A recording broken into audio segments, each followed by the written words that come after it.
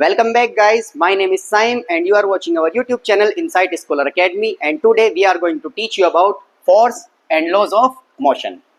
तो चलिए देखते हैं फोर्स क्या होती है। आपने 8th क्लास में डिस्कस किया था कि फोर्स क्या होती है, इसके बारे में आपने ब्रीफली पढ़ा हुआ है, लेकिन 9th क्लास में फोर्स थोड़ी अलग हो जाती है। उसके साथ में हमारे ऐड होते हैं लॉज ऑफ मोशन। हमारा चैप्टर फ्लो क्या है, पहले हम पढ़ेंगे force and application of force. Force क्या होती है, उसके क्या क्या एप्लीकेशन होते हैं, फोर्स क्या क्या कर सकती है, उसके बारे में हम पढ़ेंगे। उसके बाद आता है types of force. Types of force के बारे में पढ़ेंगे, कितने टाइप की फोर्सेज होती हैं। वैसे इसमें जो लिखी हुई है थोड़ी कम है, लेकिन और भी ज़्यादा होती है, मैं बताऊंगा आपको। फिर आता है न्यूटन्स का फर्स्ट लॉ ऑफ मोशन। उसके बाद inertia, momentum, Newton second law of motion, third law of motion and proving that the first law of motion is derived by the second law of motion. मतलब कि जो real law of motion होता है वो होता है हमारा second law of motion, ये हमें प्रूफ करना है। उसके बाद आता है हमारा law of conservation of momentum. अच्छा, ये टॉपिक सीबीएसई के पॉइंट ऑफ व्यू से नहीं है, ये सीबीएसई ने काट दिया है, हमारे सिलेबस में नहीं है। लेकिन अगर यूपी बोर्ड के पॉइंट ऑफ व्यू से देखूं या किसी अदर बोर्ड के पॉइंट ऑफ व्यू से इसको देखा जाए तो ये हमारे सिलेबस में आता है। चलिए भाई शुरू करते हैं। पहली हेडिंग है हमारी फोर्स। बहुत ही सिंपल लैंग्वेज में फोर्स कहते हैं पुल एंड पुश। पुल और push of an object is called force. अगर हम किसी ऑब्जेक्ट को पुल करते हैं, खींचते हैं या पुश करते हैं, धक्का देते हैं, तो उसी को क्या कहते हैं, फोर्स कहते हैं। लेकिन एक और डेफिनेशन होती है, वैसे तो बहुत सारी होती है। Force is defined as an external factor that when applied influences और tends to change the state of the body. मतलब कि जब किसी ऑब्जेक्ट पर फोर्स लगाई जाए तो उसकी स्टेट चेंज होनी चाहिए, किसी भी बॉडी की स्टेट चेंज होनी चाहिए, उसको क्या कहते हैं, फोर्स कहते हैं। जैसे अगर हम फोर्स अप्लाई करते हैं किसी ऑब्जेक्ट पर, सपोज दैट कोई ऑब्जेक्ट रेस्ट पर है, अब हमने उस पर फोर्स लगाई तो क्या होगा, वो मोशन में आ जाएगा। अब मैंने बताया था मोशन क्या होता है, हम किसी ऑब्जेक्ट की पोजीशन को चेंज करते हैं, उसको मोशन कहते हैं। जैसे कोई खड़ा हुआ है, हम जाकर उसको धक्का दे दें, अब वो आगे जाएगा ऑब्वियसली, तो उसी को क्या बोलेंगे भाई, फोर्स बोलेंगे। या कोई ऑब्जेक्ट रखा हुआ है, रखे हुए ऑब्जेक्ट को हम जाकर पुश करते हैं, देखो पुश और पुल भी मैंने बताया, हमने क्या किया, उसको पुश किया। जब हम उसको पुश करेंगे तो वो आगे चला जाएगा, इसी को क्या बोलेंगे बच्चों, फोर्स बोलेंगे। उसी तरह से कोई ऑब्जेक्ट रखा हुआ है, मैं उसको खींच कर लेके आऊं, मैंने क्या लगाया, उस पर एक एक्सटर्नल फोर्स लगाई, मतलब कि एक्सटर्नल कुछ फैक्टर लगाया, खींच कर लाया, कुछ ना कुछ अपनी तरफ से उसको दिया। जब मैंने उसको कुछ दिया, उसको ही क्या बोलेंगे, फोर्स बोलेंगे। चलिए भाई, वैसे फोर्स क्या है, सिंपली अगर आपके सीबीएसई के पॉइंट ऑफ व्यू से देखें या इंग्लिश में डेफिनेशन के पॉइंट ऑफ व्यू से देखें तो सिंपली पुश और pull of an object is called force. मतलब किसी ऑब्जेक्ट को खींचा जाए या उसको धकेला जाए तो उसको क्या बोलेंगे, फोर्स बोलेंगे। Application of force. अच्छा, फोर्स क्या कर सकती है, सिंपली फोर्स हमने अभी बताया, मैंने किसी ऑब्जेक्ट पर मैंने फोर्स लगाई, वो रेस्ट पर थी, मतलब ऑब्जेक्ट रेस्ट पर था, अब उस पर फोर्स लगाई, फोर्स लगाने के बाद क्या हुआ, वो अपनी पोजीशन को चेंज करेगा, इसको ही क्या बोलेंगे, फोर्स बोलेंगे। या application of force. Application of force में एक एप्लीकेशन ये है कि हम किसी ऑब्जेक्ट को रेस्ट से मोशन में ला सकते हैं, मोशन से रेस्ट करा सकते हैं। अब कोई बाइक जा रही है, जाने के बाद उस पर ब्रेक लगाए गए, ब्रेक लगाने के बाद वो बाइक क्या होगी, रुक जाएगी। अब जब वो रुक जाएगी तो हमने क्या लगाया, उस पर कुछ ना कुछ एक्सटर्नल फैक्टर लगाया, और वही एक्सटर्नल फैक्टर क्या कहलाएगा, फोर्स कहलाएगा। अब सपोज दैट कोई बलून रखा हुआ है, अब बलून को मैंने जो है ऐसे पंप किया, अंदर की तरफ खींचा, तो खींचने के बाद क्या होगा, वो बलून जो है अपना शेप चेंज करेगा। मैंने क्या किया, मैंने लगाई फोर्स, इधर से भी फोर्स लगाई, इधर से भी फोर्स लगाई, दोनों तरफ से फोर्स लगाई। फोर्स लगाने के बाद वो क्या चेंज करेगा, अपना शेप चेंज करेगा। देखो ये कह रहा है शेप एंड साइज। साइज से क्या मैटर है, जैसे इलास्टिक होती है, इलास्टिक को खींचा जाए, जब हमने इलास्टिक को खींचा तो क्या होगा, वो अपनी स्टेट को चेंज कर देगी, मतलब कि अपने साइज को चेंज कर देगी, खिंच जाएगी। उसका साइज कुछ भी था 1 मीटर 2 मीटर, अब हमने उसको खींचा, खींचने के बाद उसका साइज बढ़ गया, अब बढ़ने में क्या हो गया, उसका साइज हो गया चेंज। तो ये भी क्या है, हमने उसको क्या दिया, एक एक्सटर्नल फैक्टर दिया। वो एक्सटर्नल फैक्टर क्या है, वही एक्सटर्नल फैक्टर हमारा है फोर्स।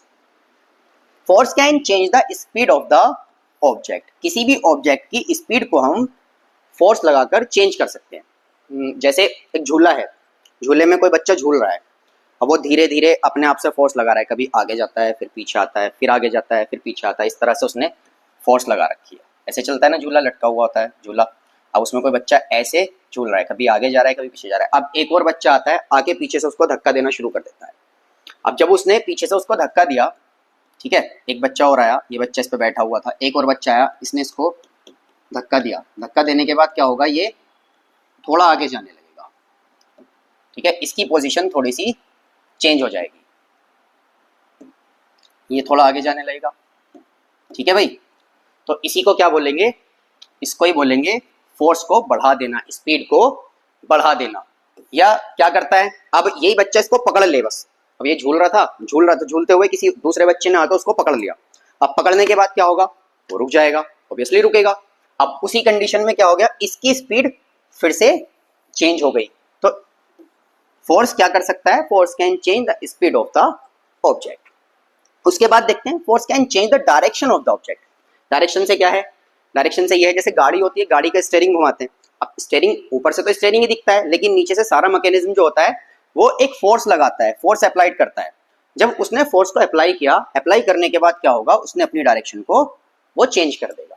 उसको क्या बोलेंगे, force can change the direction of the object. सारी चीजों में हमने उस पर क्या लगाया, एक एक्सटर्नल फैक्टर लगाया। वही एक्सटर्नल फैक्टर क्या कहलाता है, फोर्स कहलाता है। देख लेते हैं फिर से। पुल और push of an object is called force.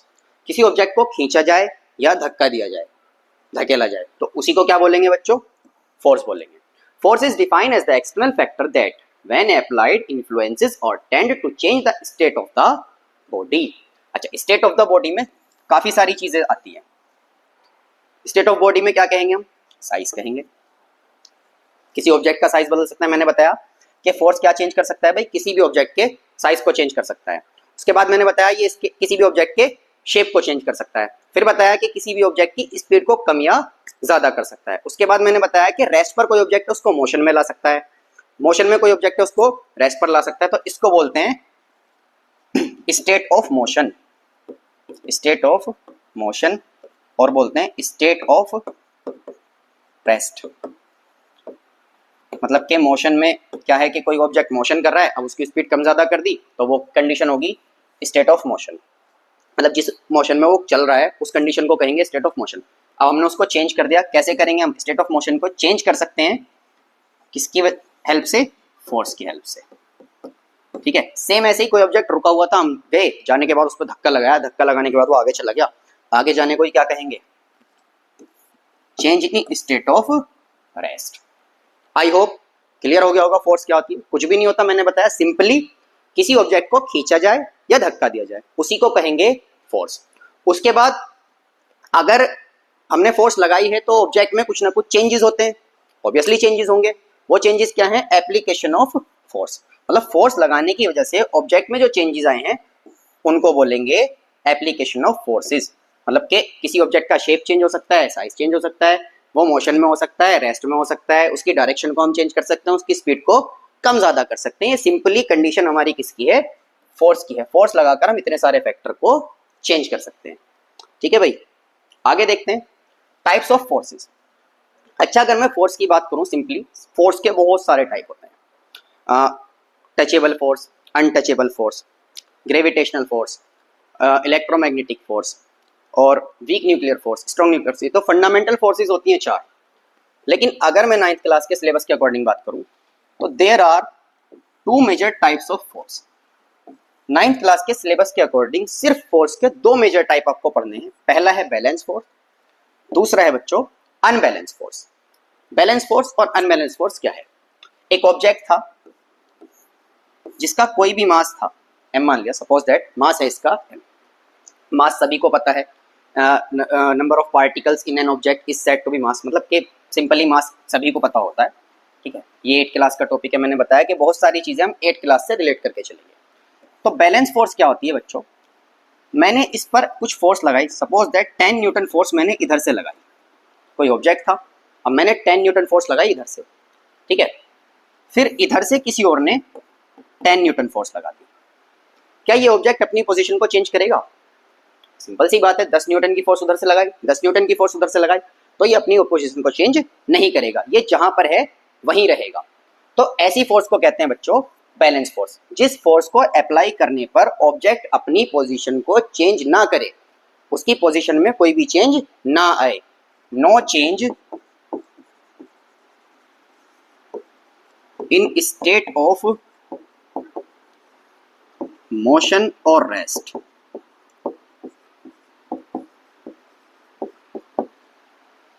ठीक है, मतलब कि उसके मोशन और रेस्ट की पोजीशन में या स्टेट में कोई भी चेंज नहीं आना चाहिए। अगर वो यूनिफॉर्म मोशन से ट्रेवल कर रहा है तो वो यूनिफॉर्म मोशन से ही ट्रेवल करता रहेगा। ठीक है, अगर उसका मोशन यूनिफॉर्म नहीं है, नॉन यूनिफॉर्म है, तो ऑब्वियसली उस पर बैलेंस फोर्स अप्लाई ही नहीं हो रही। बैलेंस फोर्स अप्लाई कब होगी? जब उसकी स्पीड कैसी होगी? यूनिफॉर्म मोशन होगी, क्योंकि उस पर एक जैसा एक्सेलरेशन लगेगा। ये हम पढ़ेंगे आगे जाकर। ठीक है, तो no change in state of motion और rest is because of balance force.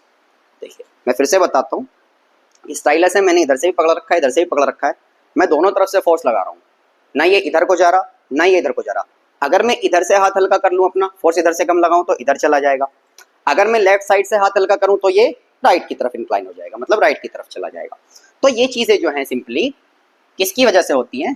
Balance force की वजह से होती है। कि अगर किसी ऑब्जेक्ट पर सेम फोर्स दो डायरेक्शन से लगाई जाए या चारों डायरेक्शन से लगाई जाए, सपोज दैट 10 न्यूटन फोर्स में इधर से भी लगा रहा हूँ, 10 न्यूटन फोर्स में इधर से भी लगा रहा हूँ, तो चारों तरफ से इस पर फोर्स लग रही है, लेकिन लग कितनी रही है भाई? 10 न्यूटन ही यहाँ लग रही है, 10 न्यूटन ही यहाँ लग रही है, 10 न्यूटन ही यहाँ लग रही है और 10 न्यूटन ही यहाँ लग रही है। चारों कंडीशन में जो हमारी फोर्स है बच्चों वो कितनी है? 10 न्यूटन है। तो जब किसी ऑब्जेक्ट पर हम सेम फोर्स अलग अलग डायरेक्शन से लगाते हैं तो उसको बोलते हैं बैलेंस फोर्स। और बैलेंस फोर्स में कभी भी ऑब्जेक्ट की स्टेट ऑफ मोशन और स्टेट ऑफ रेस्ट चेंज नहीं होता। आई होप क्लियर हुआ होगा। उसके बाद आता है बच्चों अनबैलेंस फोर्स। अनबैलेंस फोर्स क्या होती है? अनबैलेंस फोर्स, अगर मैं एक और ऑब्जेक्ट लूं सेम एज m मास का, वही सेम ऑब्जेक्ट ले सकते हैं, कोई प्रॉब्लम नहीं है। उस पर हमने इधर से फोर्स लगाई 10 न्यूटन, फिर हम इधर से कोई फोर्स लगाते हैं 15 न्यूटन, दोनों तरफ से फोर्स लगाई, इधर से 10 न्यूटन इधर से 15 न्यूटन।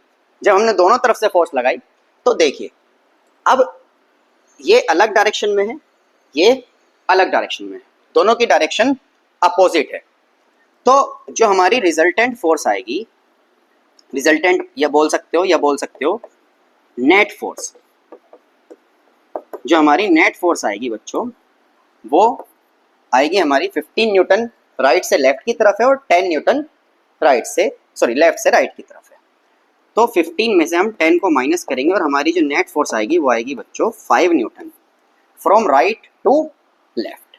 मतलब ये बात की बात है, राइट टू लेफ्ट वगैरह हम बाद में देखेंगे, लेकिन फिलहाल समझने वाली बात क्या है कि जो हमारी फोर्स लगेगी वो कितनी लगेगी? 5 न्यूटन लगेगी। किधर की तरफ लगेगी? इधर से इधर की तरफ लगेगी, क्योंकि 10 न्यूटन फोर्स से इधर की 10 न्यूटन फोर्स कट जाएगी, वो बैलेंस होती है। बाकी कितनी फोर्स बच गई? 5 न्यूटन की फोर्स हमारे पास एक्स्ट्रा है, तो वही हमारी क्या कहलाएगी? नेट फोर्स कहलाएगी या रिजल्टेंट फोर्स कहलाएगी। आई होप क्लियर हुआ होगा। चलिए एक चीज लिख देते हैं इसमें, बाद में कंफ्यूजिंग ना हो कुछ भी। फोर्स जो होता है वो एक वेक्टर क्वांटिटी है और जो इसकी यूनिट होती है बच्चों वो होती है न्यूटन। अच्छा, न्यूटन जी थे जिन्होंने फोर्स के बारे में बताया था। आई होप सभी को वैसे पता ही होगा ये, लेकिन फिर भी हम लिख देते हैं। ठीक है भाई, आगे देखते हैं। बात आती है बैलेंस फोर्स की। अच्छा, मैंने अभी समझाया है if the resultant force applied on an object is zero, अगर रिजल्टेंट फोर्स जीरो हो जाए। देखिए 10 न्यूटन हमने इधर से लगाई और 10 न्यूटन ही हमने इधर से लगाई, तो हमारी जो नेट फोर्स आएगी वो कितनी आएगी बच्चों? नेट फोर्स आएगी 10 minus 10 equal to 0 newton. Newton लगाओ मत लगाओ, क्योंकि मैग्नीट्यूड ही जीरो है तो उसमें बात ही खत्म हो गई। तो बैलेंस फोर्स क्या होती है? जब किसी ऑब्जेक्ट पर एक से ज्यादा फोर्स लगाई जाए और उनका रिजल्टेंट जो है वो क्या है? जीरो आए, तो उसको कहते हैं बच्चों बैलेंस फोर्स। ठीक है भाई, then the force are said to be balance force. अभी बताया मैंने, एक और ले लेते हैं, कोई दिक्कत नहीं है। कोई ऑब्जेक्ट है ये, सेज दैट 1 किलो का है, 1 किलो का कोई ऑब्जेक्ट है। अब इस पर मैं इधर से फोर्स लगाता हूँ 50 न्यूटन की। ठीक है भाई, फिर इधर से कोई और इंसान फोर्स लगाता है 50 न्यूटन की। क्या मैं इसको अपनी तरफ खींच पाऊंगा या कोई और पर्सन इसको अपनी तरफ खींच पाएगा? आई होप नहीं खींच पाएगा। क्यों नहीं खींच पाएगा? क्योंकि दोनों तरफ से जो फोर्स है बच्चों वो इक्वल है, और जब किसी ऑब्जेक्ट पर इक्वल फोर्स अपोजिट डायरेक्शन से लगाई जाती है तो वो कहलाती है बैलेंस फोर्स। या ये कह सकते हैं आप कि जब किसी एक से ज्यादा फोर्स, मतलब किन्हीं एक से ज्यादा फोर्सेस की रिजल्टेंट फोर्स जो है वो जीरो आए तो उसको कहते हैं बैलेंस फोर्स। चलिए, एप्लीकेशन ऑफ बैलेंस फोर्स में एक एप्लीकेशन मैंने बताई थी अभी कि बैलेंस फोर्स में कभी भी स्टेट ऑफ मोशन और स्टेट ऑफ रेस्ट चेंज नहीं होता। देखेंगे, balance forces do not change the state of motion. बताया मैंने अभी कि स्टेट ऑफ मोशन को चेंज नहीं करती, but it can change the size and shape of the object. लेकिन साइज और शेप को चेंज कर सकती है। सिंपली बताया, जैसे अब इलास्टिक ले लो, उस पर 50 न्यूटन की फोर्स इधर से लगाओ, 50 न्यूटन की फोर्स इधर से लगाओ, तो वो तो इधर से भी खींचेगी, इधर से भी खींचेगी। जब वो दोनों डायरेक्शन से खींचेगी तो वो क्या है, उसके साइज को और शेप दोनों को ही चेंज कर सकती है। ठीक है भाई। फिर से एग्जांपल बलून का ले लेते हैं। बलून पर 50 न्यूटन की फोर्स इधर से लगाई, 50 न्यूटन की फोर्स इधर से लगाई, तो वो ऐसे खींच जाएगा। भाई ऐसे करके बलून को हम खींचें, कोई बलून है फूला हुआ, अब उस पर हमने 50 न्यूटन की फोर्स इधर से लगाई, 50 न्यूटन की फोर्स इधर से लगाई, दोनों तरफ से फोर्स लगाई इक्वल। फोर्स तो बैलेंस है कि दोनों तरफ से सेम फोर्स है। अब वो ऊपर की तरफ और नीचे की तरफ खिंच जाएगा तो वो क्या होता है, शेप चेंज हो जाएगा। आगे देखते हैं, balance force do not change direction of motion. मैंने अभी बताया था कि अगर बैलेंस फोर्स लगेगी तो वो अपने स्टेट ऑफ मोशन को चेंज नहीं करेगा। जब स्टेट ऑफ मोशन को ही चेंज नहीं करेगा तो वो डायरेक्शन को भी चेंज नहीं करेगा, वो सेम डायरेक्शन में चलता रहेगा। Balance forces are opposite in direction. अभी बताया मैंने कि बैलेंस फोर्स क्या होती है, जो अपोजिट डायरेक्शन से लगती है। ठीक है भाई, अपोजिट डायरेक्शन से लगती है उनको क्या कहते हैं, बैलेंस फोर्स कहते हैं। आगे बात आती है अनबैलेंस फोर्स की। अभी हमने सीखा है अनबैलेंस फोर्स क्या होती है, जब किसी ऑब्जेक्ट पर एक से ज्यादा फोर्स लगाई जाए लेकिन उनकी रिजल्टेंट फोर्स जीरो ना हो तो उसको कहते हैं बच्चों balance unbalance force. When two और more forces act on an object and the resultant of these forces is not equal to zero, then the forces are said to be unbalanced forces. अब कोई object है 1 kilo, उस पर इधर से force लगाई 50 Newton की, फिर बच्चों इधर से फोर्स लगाई 150 न्यूटन की। बताइए क्या ये अपनी पोजीशन को चेंज करेगा? बिल्कुल करेगा, क्योंकि एक तरफ से फोर्स कितनी लग रही है 50 न्यूटन, दूसरी साइड से फोर्स कितनी लग रही है 150 न्यूटन। जब अपोजिट डायरेक्शन में जो इक्वल फोर्स ना लगे, अनइक्वल फोर्स लगे, तो उसको कहते हैं unbalance force. When unequal forces applied on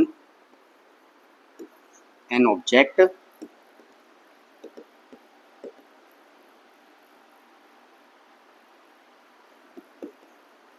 from opposite direction,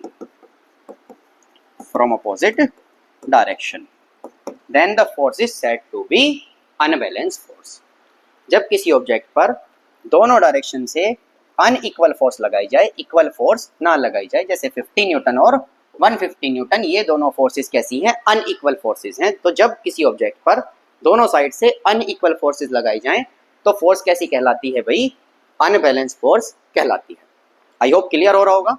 आगे देखते हैं, आगे हमारी application of unbalance forces. Unbalance force can change the state of motion. Simple सी बात है, दोनों तरफ से अलग अलग फोर्स लगी तो स्टेट ऑफ मोशन चेंज होगा। इधर से 50 न्यूटन, इधर से 150 न्यूटन, तो ये इधर को चलना शुरू कर देगा। भाई एक पतला सा बच्चा है, एक भारी सा बच्चा है, दोनों पकड़ के एक ऑब्जेक्ट को खींचें। भाई कोई चेयर रखी है, चेयर को एक तरफ से एक बच्चा खींच रहा है, एक तरफ से दूसरा बच्चा खींच रहा है, तो क्या होगा, ऑब्वियसली वो जो है अलग अलग फोर्स लगाएंगे। तो अगर वो अपनी पूरी पोटेंशियल से फोर्स लगाएंगे तो स्टेट ऑफ मोशन चेंज हो जाएगी। भाई कोई ऑब्जेक्ट रखा है, अब एक भारी सा बच्चा है, एक पतला सा बच्चा है, ये इधर से खींच रहा है इसको, ये इधर से खींच रहा है, तो क्या होगा, ये इधर की तरफ तो खींचना शुरू हो जाएगा, क्योंकि इसकी फोर्स लगाई गई कम होगी, इसकी फोर्स लगाई गई ज्यादा होगी। ठीक है भाई, आगे देखते हैं। Unbalance forces can change the shape and size of the object. ये दोनों में सिमिलर है। बैलेंस फोर्स भी चेंज कर सकती है, अनबैलेंस फोर्स भी चेंज कर सकती है। ये मैं बता चुका हूँ। Balance force can change the shape and size of the object. Unbalance force can change the shape and size unbalance force can change the shape and size of the object.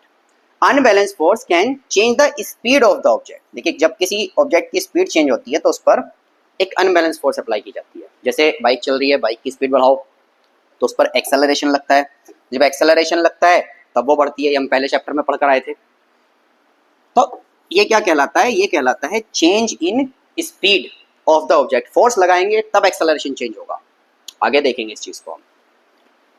Laws of motion, 9th के point of view से बहुत important topic हमारा क्या होता है? Laws of motion होता है। Laws of motion की अगर बात की जाए तो आपकी बुक में चैप्टर का ही नाम है force and laws of motion. Obviously important तो है ही। लॉज ऑफ मोशन जो दिए थे उनको देने वाले थे बच्चों न्यूटन।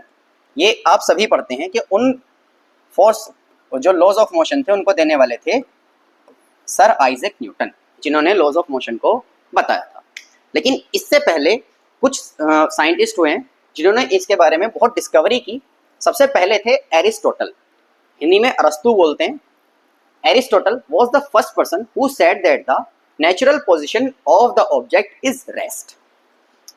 तो एरिस्टोटल ने क्या कहा था? एरिस्टोटल ने कहा था कि कोई ऑब्जेक्ट है, उस ऑब्जेक्ट की जो नेचुरल पोजीशन होती है बच्चों वो क्या होती है?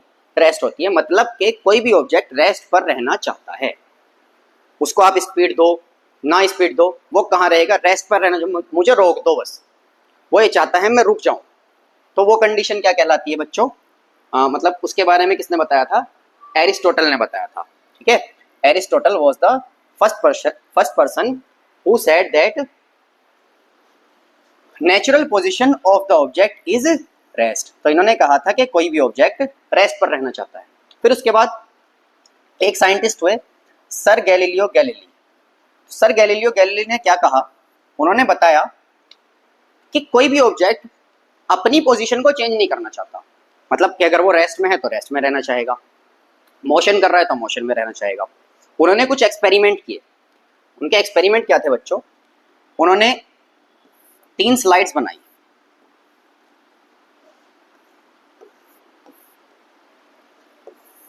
बनाई। और एक बॉल ली।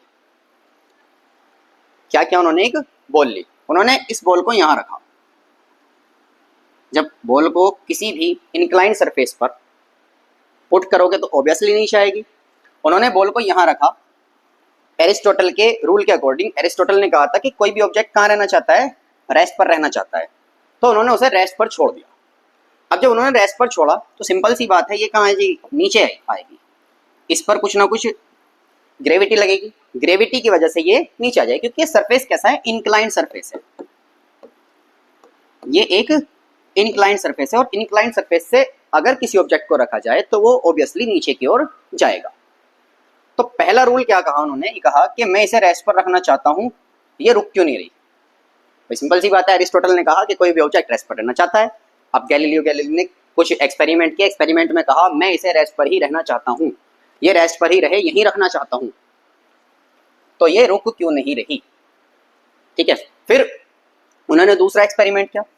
दूसरे एक्सपेरिमेंट में उन्होंने क्या किया? बॉल को यहां से ऊपर की तरफ फोर्स लगाकर भेजा, पुश किया, ऊपर की तरफ पुश किया। अब बॉल चली, चलने के बाद किसी पोजीशन पर जाकर वो रुक गई। रुकने के बाद फिर नीचे वापस आने लगी। ठीक है। क्या कहा था एरिस्टोटल ने? कि कोई भी ऑब्जेक्ट रेस्ट पर रहना चाहता है। तो गैलीलियो गैलीली ने इसको ऊपर भेजा। ऊपर भेजने के बाद ये यहाँ रुककर नीचे आने लगी वापस। उन्होंने कहा ये रेस्ट पर तो आ गई थी। सिंपल सी बात है भाई, इन्होंने फोर्स लगाई। उन्होंने फोर्स लगाई तो ऑब्जेक्ट रुकना चाहेगा, ऑब्वियसली रुकना चाहेगा। वो रुक भी गया, यहाँ पर जाकर वो रुक गया।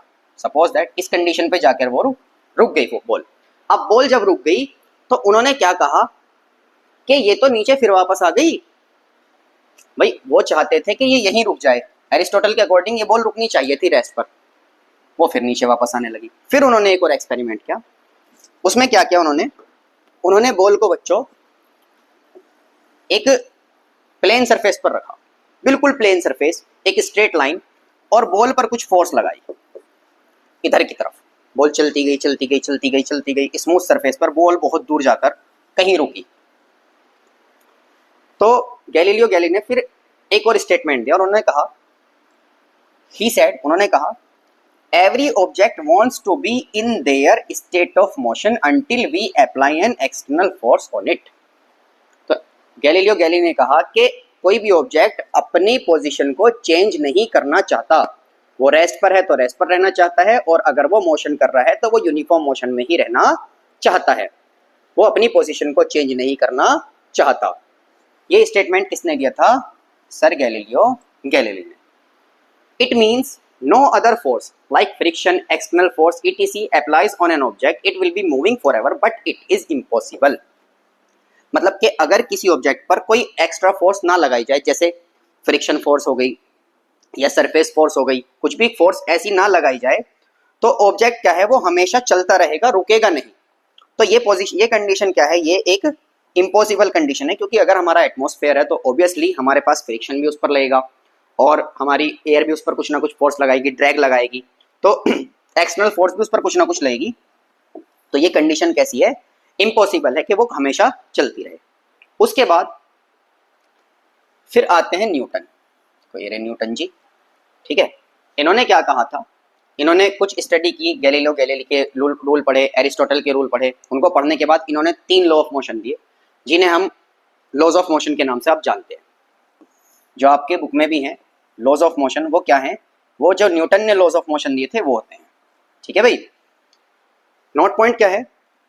Aristotle said that the object with higher weight will fall faster towards the surface but Newton prove that statement wrong. ये हम आगे वैसे पढ़ेंगे कि 3rd चैप्टर का पार्ट है ये।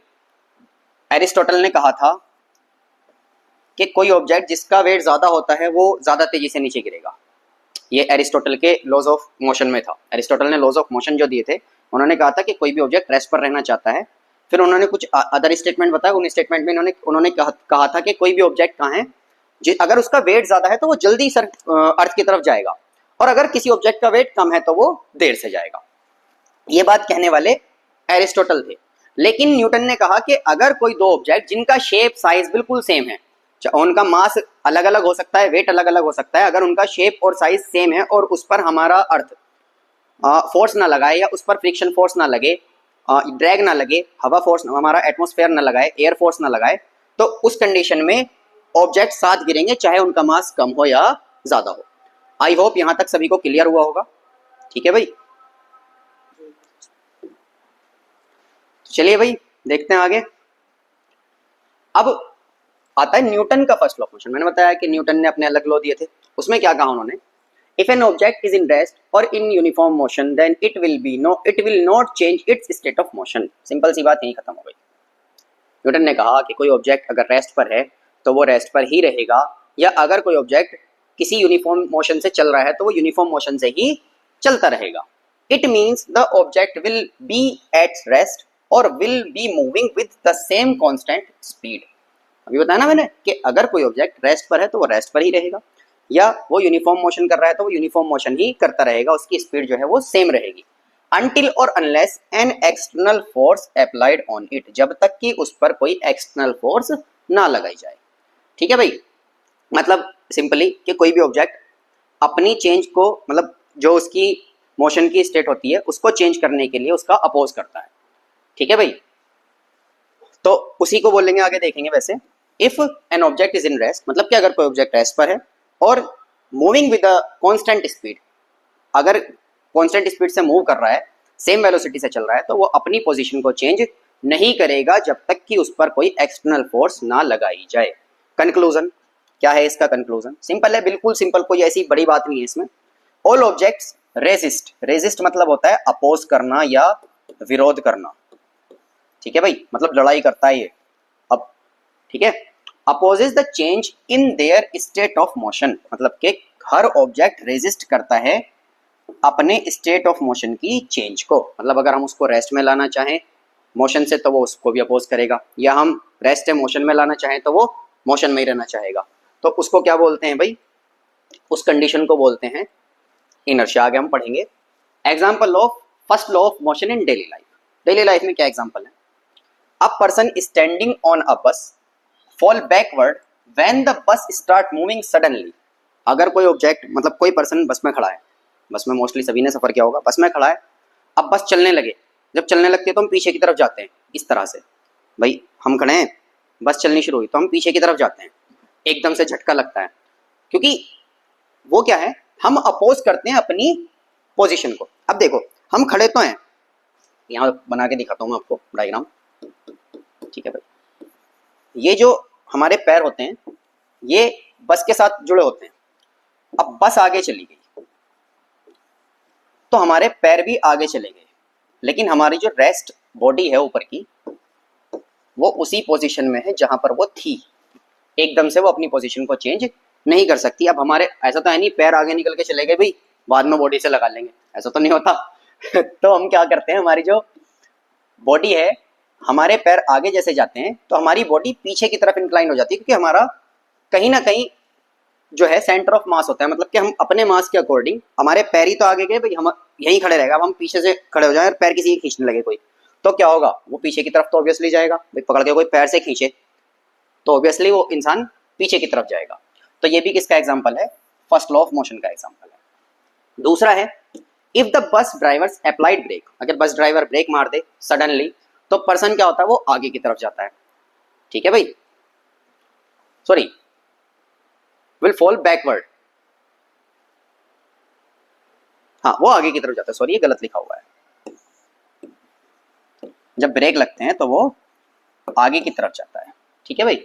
अगर ब्रेक लगाए जाए, अब क्या है वही कंडीशन, हम बस के साथ चले जा रहे हैं, हम बस के साथ चले जा रहे हैं तो ब्रेक लगने पर क्या होता है, हम आगे की तरफ जाते हैं, क्योंकि हमारी बॉडी अब आगे है और एकदम से हमारे पैर रुक गए, भाई बस रुकेगी।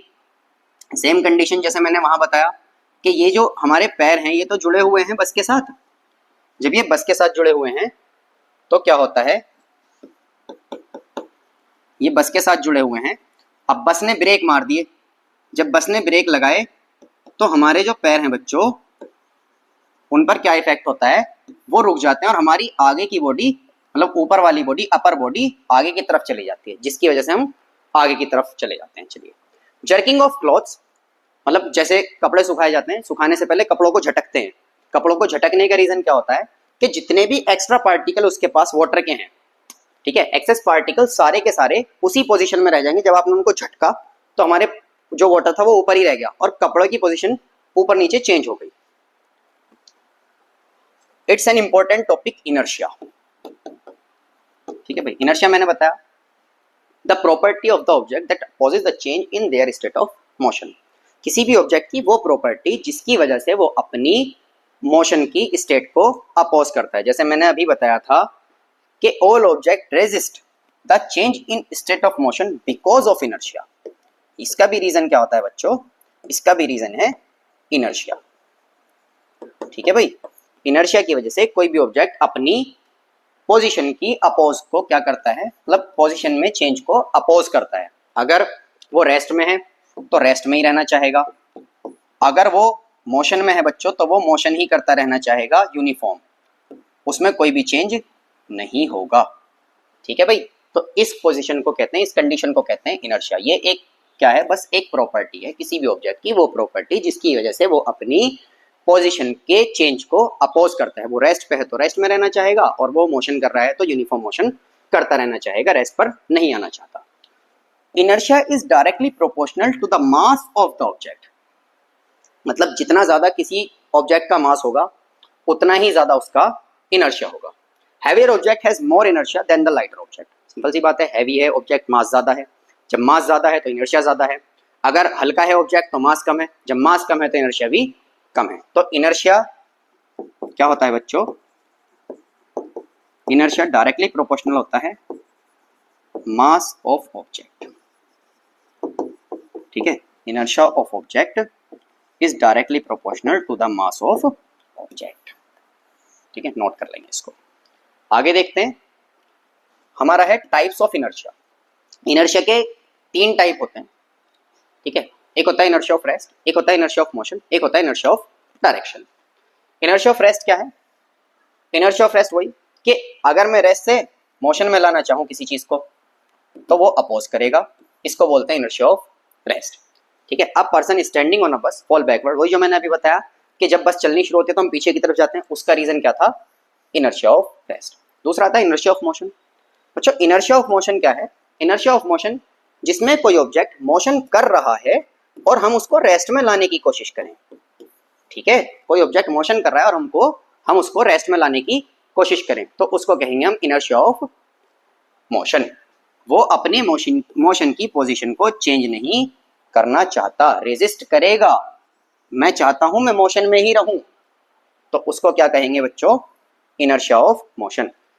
एग्जांपल है इसका, if the bus driver applies brake then the person will fall forward. मैंने बताया गलत लिखा हुआ है,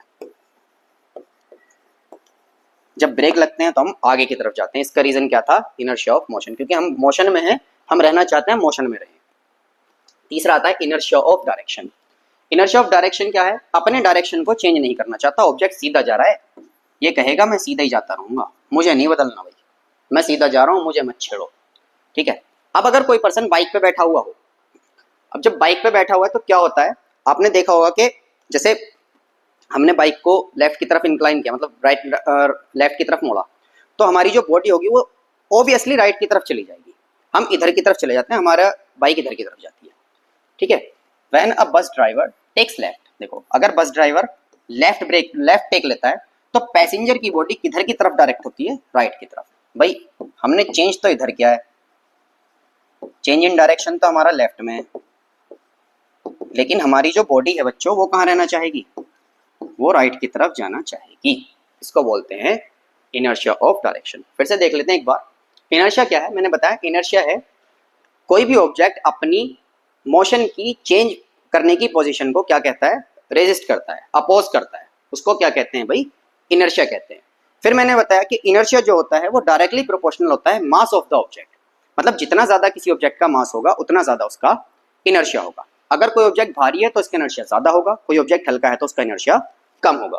उसके बाद हमारा आता है टाइप्स ऑफ इनर्शिया। मैंने बताया 3 टाइप होते हैं, inertia of rest, inertia of motion, inertia of direction. Inertia of rest क्या है, कोई ऑब्जेक्ट रेस्ट में है तो वो रेस्ट में ही रहना चाहेगा, वो नहीं चाहता कि उसकी पोजीशन चेंज हो। इनर्शिया ऑफ मोशन क्या है, अगर कोई ऑब्जेक्ट यूनिफॉर्म मोशन में है तो वो यूनिफॉर्म मोशन ही करना चाहेगा, वो अपनी पोजीशन को चेंज नहीं करना चाहता, वो रेस्ट में नहीं आना चाहता है, वो अपनी स्पीड नहीं बढ़ाना चाहता। तीसरी कंडीशन है inertia of direction. Inertia of direction में कोई ऑब्जेक्ट जिस डायरेक्शन में चल रहा है वो उसी डायरेक्शन में चलता रहना चाहता है, अपनी पोजीशन को चेंज नहीं करना चाहता, तो उसको बोलते हैं हम inertia of direction. I hope यहाँ तक के सभी टॉपिक आपको क्लियर हुए होंगे। तो आज का लेक्चर यहीं खत्म करते हैं, आज के लिए इतना ही। ठीक है, तो मिलते हैं अगली वीडियो में, तब तक के लिए अल्लाह हाफिज। वीडियो को शेयर कीजिए, चैनल को सब्सक्राइब कीजिए और ज़्यादा से ज़्यादा लाइक और कमेंट कीजिए। ठीक है जी मास्टर जी।